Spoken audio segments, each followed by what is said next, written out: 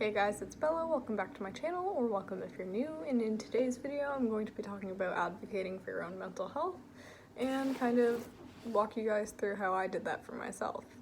And I definitely would not be where I am today if I didn't go through all that hell to get here. So first off, the first thing I ever did, I knew I was experiencing problems for a long time. I didn't self-diagnose, but I was kind of poking around online, mainly with like the depression quizzes or do you have anxiety? I also mentioned to my parents once, I said, hey, I think I could be depressed. Unfortunately, the response was, I don't think so, you seem fine. Because I was incredibly good at masking, so that really hurt. And after that, I was 16 years old, so I made my own appointment with my family doctor. I called them on the phone, which was terrifying to book my own appointment for the first time. But basically when I got in to see my family doctor, he's basically been with me since I was a baby. So I said, I'm experiencing these issues, these symptoms. I think I have really bad anxiety. Could I get something for it? And he said, sure, we'll have you talk to the counselor that works in the building. So lucky for me, the counselors were in the downstairs part of the building, so he could just book an appointment for me right then and there, and prescribe me some anxiety medication. But unfortunately, since I had never been on medication before, I didn't know that it wasn't working for me until a year later when I ended up in the hospital and they put me on a different concoction of meds.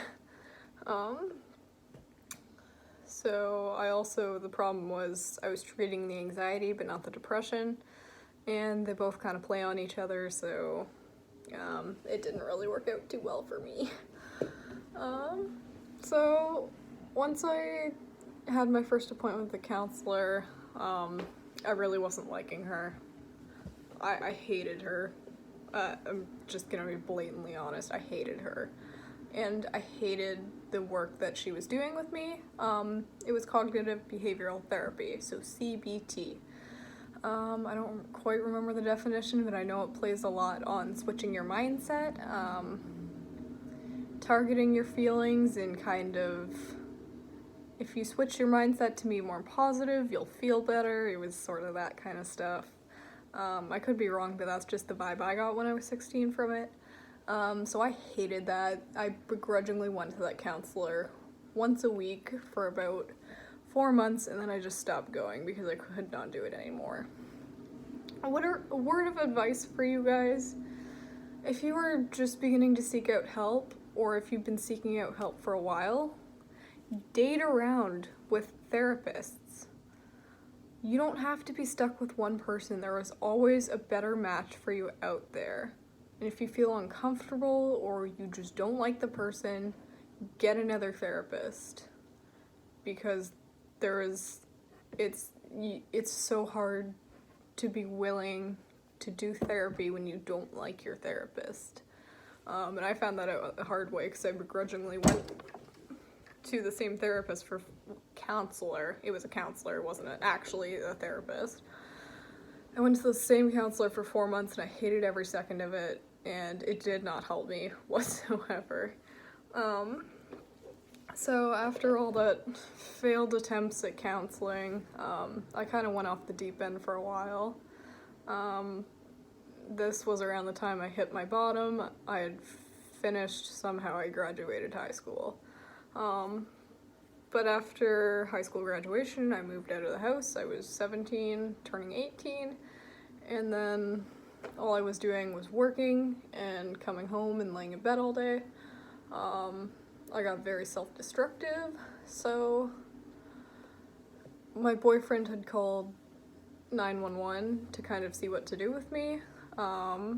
So they sent the paramedics. The paramedics took me into the hospital. I went to Psychiatric Emerge.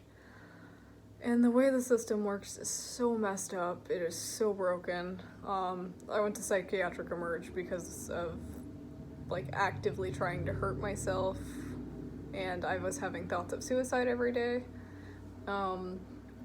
So I ended up in psychiatric emerge, but because I wasn't actively trying to kill myself in that moment, I sat in the emergency room for like 8 hours, and then I talked to a psychiatrist.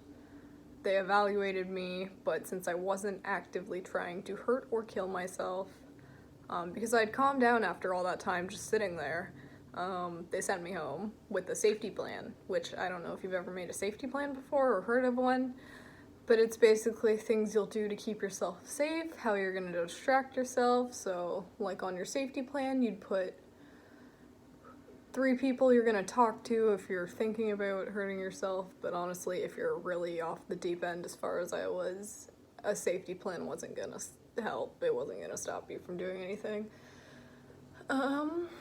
So I got sent back home. Psychiatric emerged for the second time.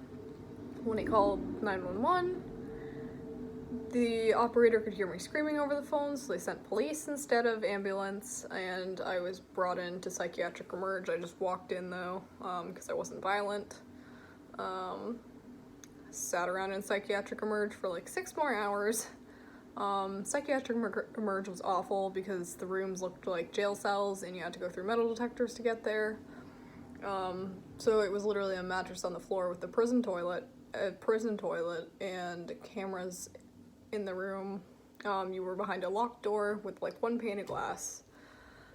It was basically like a prison cell. So yeah, I just sat there alone for 6 hours and then finally talked to a psychiatrist. They evaluated me again, but after that time I had calmed down and they asked if I was gonna be safe. I said I don't know, but because that wasn't a definite yes, they sent me home. So the third time, my boyfriend had to call 911. The dispatcher once again could hear me like having a fit over the phone. So they sent police again. This time I was brought in handcuffs, and I sat in psychiatric emerge for around 5 hours before I actually talked to a psychiatrist. He evaluated me, but I was super distressed this time. I kind of let on that I was probably going to hurt myself or kill myself if I left. So he went and discussed with whoever he was discussing with, and then they came back and they said, "Do you feel you need to be admitted?" So I said, most likely yes. So they admitted me. And from my experience in the hospital, I met some really awesome people, who told me, I know one person, had asked to be admitted from psychiatric, like they went into psychiatric emerge and right away they just asked to be admitted because they had been admitted before and they instantly admitted them, not a problem. But the problem is when you're going through the process of,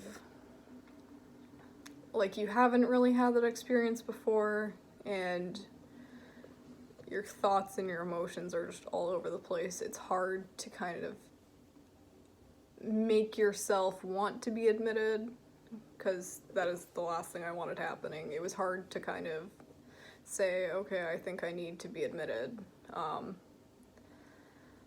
I don't know if in Canada they can section you, because I know that's against being held against your will.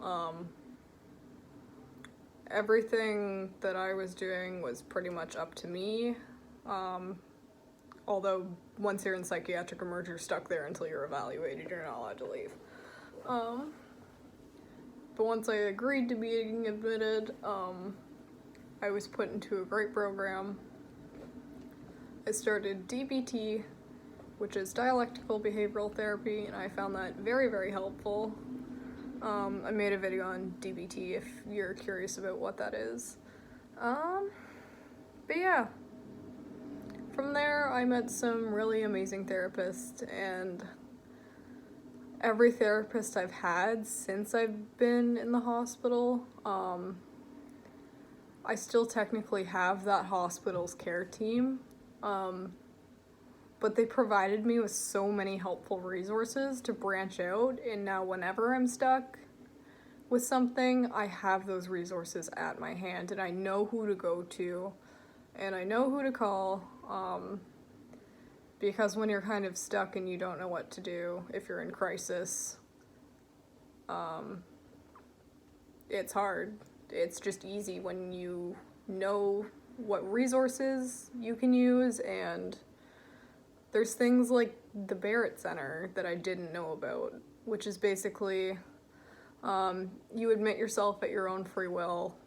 You can go stay in a bed for a few nights if you're in crisis, like 3 or 4 nights, sometimes 1 night. They basically let you just sleep there. It's kind of like a psych ward in a way, but it's at your own free will. And then they will provide you with therapy and anything you need there. They'll give you resources, and it's just basically a safe place to stay for a few nights if you're really out of it or having a bad time. I've never gone to the Barrett Center, but if I ever needed to, I know it's there. And yeah. So yeah, just try, even if you don't know what you're doing, ask for the help. Take whatever they offer. If it's not right for you, there's always another option. Because I've gone through different therapies, and I've hated some, I've loved others, and now that I've found DBT, that's probably what I'm sticking with for the rest of my life. But with that, I'm still learning new things. My therapists are still giving me new resources all the time. And once you have a connection to a therapist, it's easier to find other connections to other mental health help. I know it's hard to look it up online yourself when you're in crisis or you know you're going down the wrong road. It's hard to pull out your phone, look up on the internet, what do I do for this? Where do I go for this help? It's a lot harder to do that when you don't have the resources. So, if you're thinking about therapy, try it out. Date around, find different therapists. Not literally date around, but like, you don't have to be stuck with one therapist. Please, if you hate your therapist, get another one. There's always another one. Although I don't know how this works in the States, but I know in Canada, I know you do have to pay for therapy, but because I've done it through the hospital and through being admitted, and I'm still under OHIP, I don't think I've had to pay for any of that. I've never got a bill for it. The only thing I've gotten a bill for is the ambulance fee. And also one thing about being inpatient, when you are inpatient in hospital, your medications are covered if you're under 25, I think.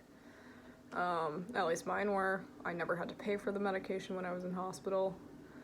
And I was there for about 2 months, so that's like 2 months of medication that I didn't have to pay for. So that was nice. And they tried me out on lots of different stuff. Be honest, if you don't think your medication's working or if you think you need to increase it, please say something. Because once I knew I had that power to say something if it wasn't working, it made my life a lot easier and a lot more pleasant to live. Anyways, I think that's all I've got just off the top of my head. If you guys have any more questions or want me to answer anything, just drop it in the comments, let me know. But yeah, that's pretty much it for this one. Bye guys.